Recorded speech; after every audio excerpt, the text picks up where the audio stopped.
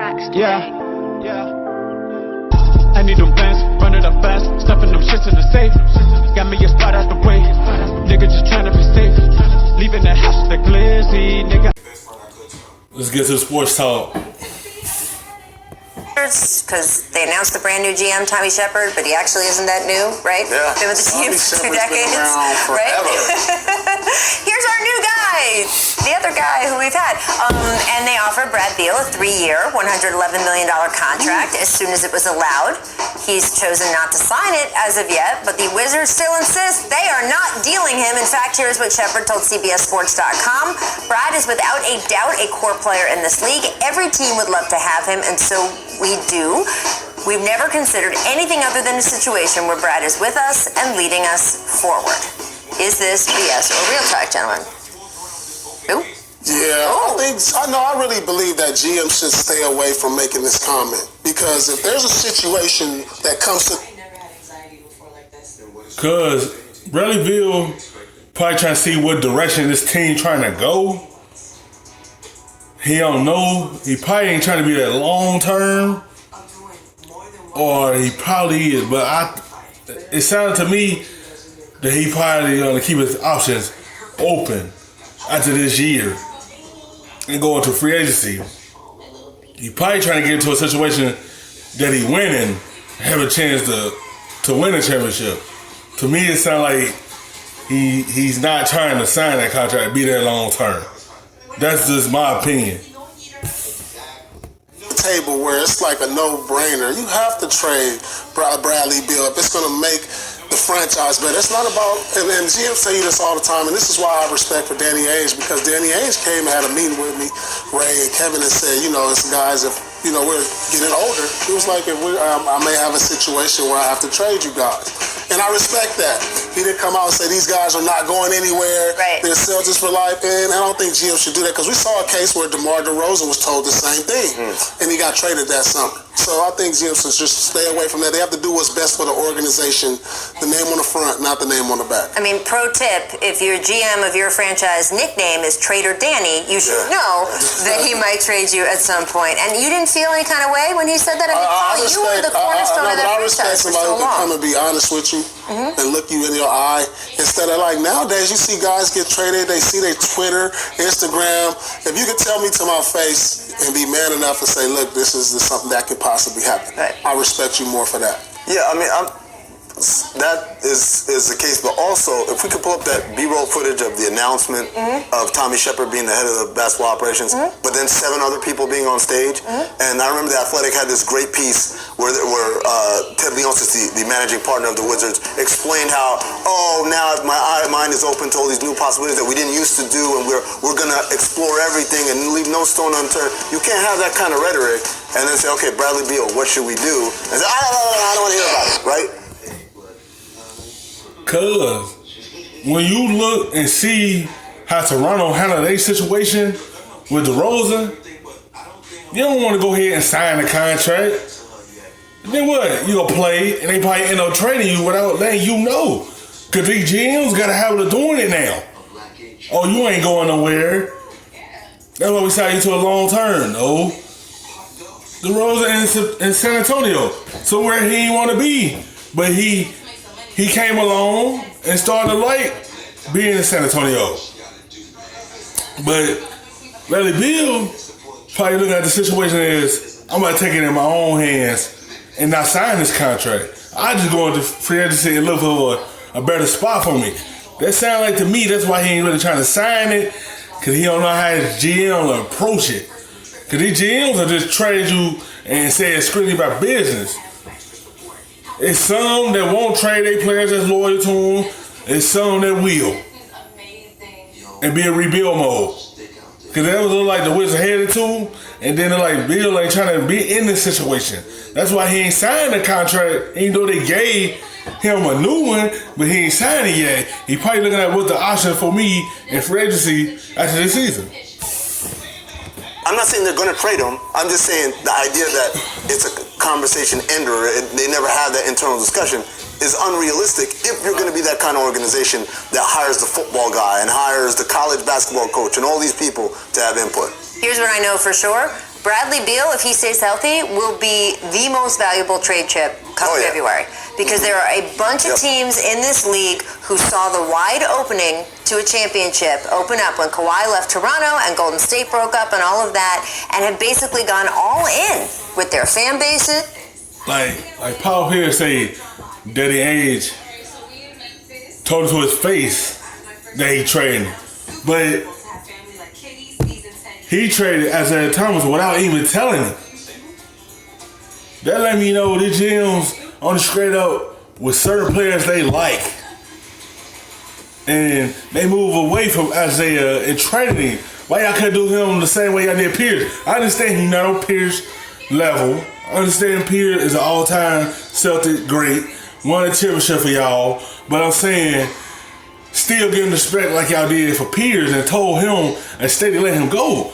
The point I'm saying, these GMs that just go ahead and trade you and not tell you they trade you.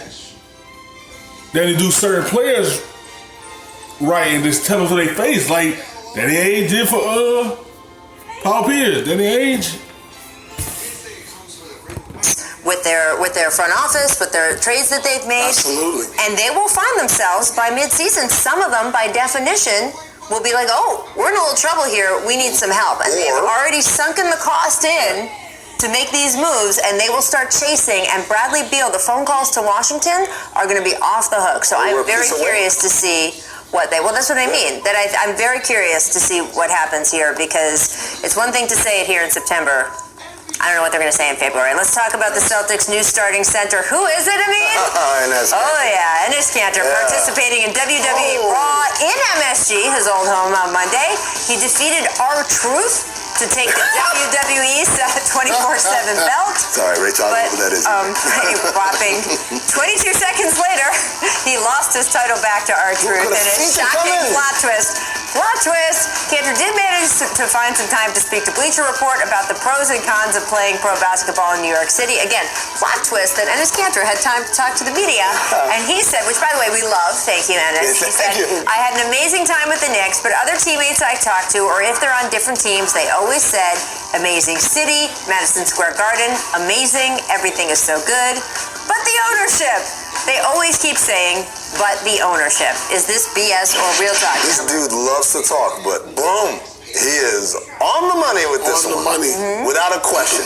I mean, you can go through the whole litany of things, the way they treated Carmelo Anthony on the way out, the way that Kristaps Porzingis trade request Tell me when went you get down. to Charles Oakley. Charles Oakley. Thank you.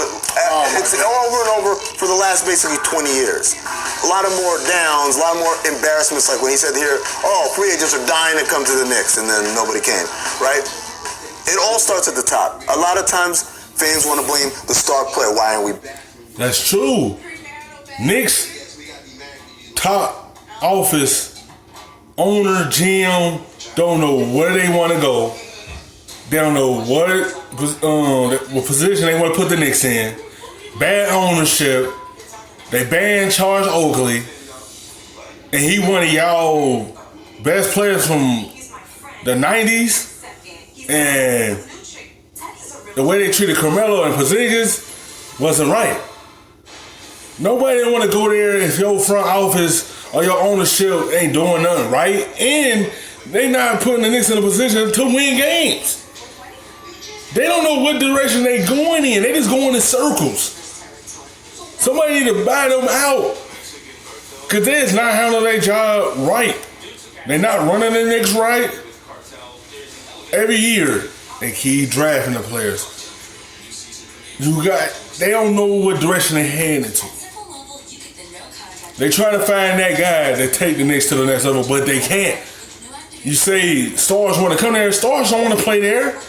They know they're not winning there, and they rather go to a destination that they know they can win and be in contention for a championship. Not go somewhere and they know they're not going to even get to the 8th seed or even in the playoffs.